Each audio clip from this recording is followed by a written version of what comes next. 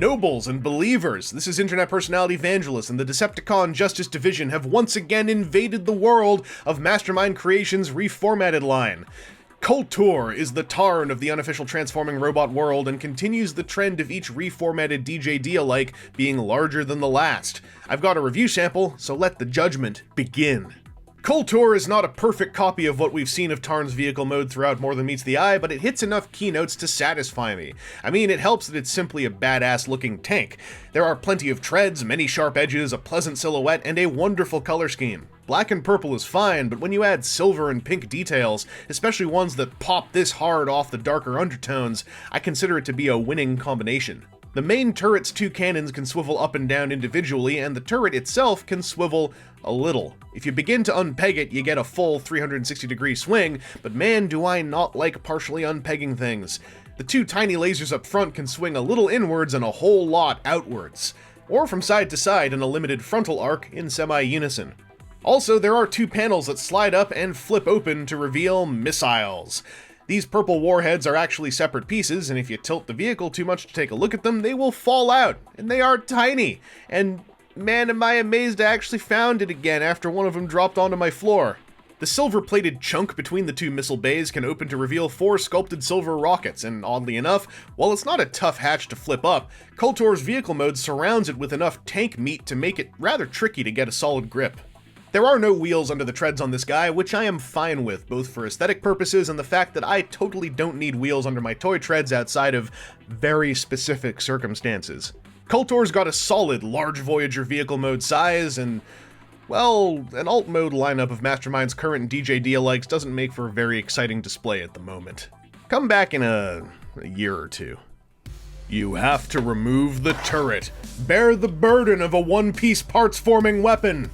Anyway, just like the Titanica Dicamus or Spartan Commodus designs, Kultur's got a fairly straightforward and breezy transformation that leaves me incredibly satisfied nonetheless. Just like those other reformatted MVPs, his conversion scheme is a series of cool moments with very little fluff or fiddly setup in between. In Kultur's case, his cool stuff mostly happens in service of providing him with those big, iconic stacks of half-tread shoulder padding, one of the key visual notes of Alex Milne's Tarn design. This is one of those cases where something could have easily become overcomplicated and didn't. The most obvious motions are engineered with clean geometry and wonderful plastic tolerances, adding further points into the very full satisfaction scorecard.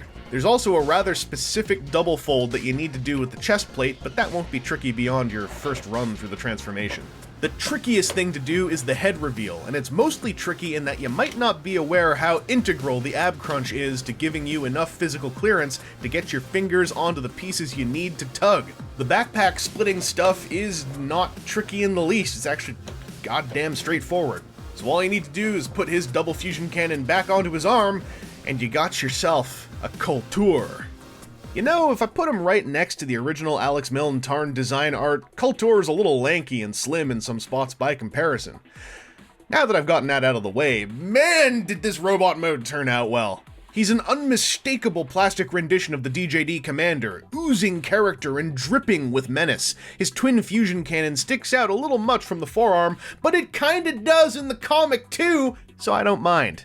By the way, you can spin the barrels around if you want all the sculpting to be oriented just right. The color layout is wonderful, and the paint applications are just as lively as on the vehicle mode. And the addition of off-white to his arms and legs adds one more level of pop to Kultur's bipedal look. And man, the head sculpt! They did it, taking what I had assumed to be a risk and actually rendering the insignia face mask. The sculpting is very crisp, and the only problem is the fact that it's very hard for light to get in there to illuminate the red optics within. The payoff of that downside is that the mask is also removable. It fits on tight, but the struggle's not apocalyptic to take it off, and that reveals the solid black red-eyed visage of Kultur. It's kinda roller, but not? And being all black with those particular helmet details still feels fairly close to the one glimpse we got of Tarn's face in More Than Meets the Eye issue 55, so hey, I feel okay about it. To be honest, I wish there was an alternate mask with filled in and painted eyes, since I'm not going to be removing it all that often. And the unmasked face's metallic red optics are so blazingly full of life, I'd love to be able to better see that effect explode from within the recesses of the mask. Kultur's got a ball socket neck, so he can look left, right, he can tilt a little bit. He can quizzical. His up and down motion, though, is mostly this transformation joint, which lets him look all the way up and all the way down. His shoulders are also on ball socket joints inside the tread. It's just a big ball socket joint, and it's the one joint that I'm the most worried about getting loose over time. However, there's also, connected to the stock of the ball socket joint, a very, very softly detented hinge, so you can get the base axis of his shoulders to go super high before you then start tweaking the ball socket joint within. And I think that's a really cool setup. The only thing is, it makes me very much habitually, like, click this up once and then straighten the ball socket joint out, which makes this line uneven, and I think comic accuracy dictates it should be down there. I just like it more up here. There's also a big mushroom peg bicep swivel and a double jointed elbow. However, if you want to make use of the double jointed range, you've got to bend the bottom hinge first. Then you get full curl. If you bend the top hinge first, then that's all you're getting, son. His wrists have actually got ball socket connections, so they can not only swivel around, but there's a little bit of play like that, which is pretty darn cool. And then he's got fingers, although really the meat of this joint is that you can open the hand and it looks pretty good. The index finger, though, is separate, and it's I don't think it looks very good. It just looks like, you know, it doesn't look like it's pointing. It doesn't really even look all that much like it's beckoning. It just looks like it should have another joint, and it doesn't. So I don't make use of it on its own very much. I don't mind how they look open, but pointing, no sir. There is a waist joint, and it's pretty much unfettered despite the slight backpack. There's also an ab crunch, and it's really just a crunch. You have to kind of unlock it, but then check out the sheer amount of crunch there. And then if you don't want that gap, there's still a decent amount that you can make use of and still have a solid looking torso when viewed from the side with an arm all the way up, if that's a very specific situation you're worried about. His hips have buttery clicky ratchets to go forwards and backwards. They don't go like all the way 90-degree forwards due to the hip skirt, but they go forward enough for me, and if you move it out here, then it's all the way out. There is also a hinge to go outwards. This guy can do the friggin' splits. And then he's got a thigh swivel and a double hinge knee, but that's really you're getting 90 degrees. It's a nice buttery clicky ratchet. If you want the full curl, then you got to start getting all messy. Flip this out of the way. Now you can go all double jointed, but you know, is this a price worth paying? That's something you got to ask yourself, Megatron. Finally, down on the feet. The feet they're huge, flat platforms, so his standing base is great. His gun does fall off if you wave him around as much as I do.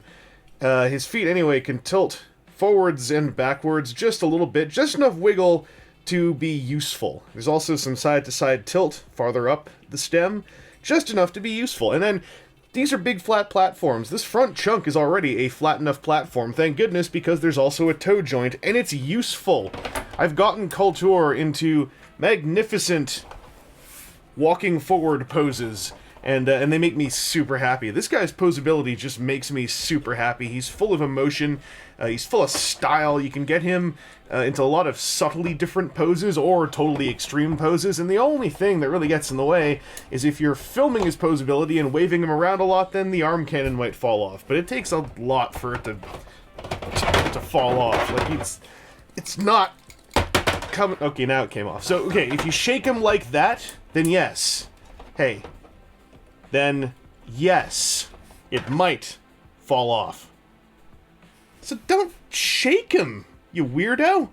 Kultur is probably my new favorite Mastermind Creations piece, hitting all the high points of Spartan and Commodus on a slightly larger scale. His biggest downside is his lack of extra parts and accessories, while his biggest successes are solid modes with satisfying hand feel, a quick and exciting transformation, characterful articulation, and a fantastic translation of a comic-exclusive character to a physical form.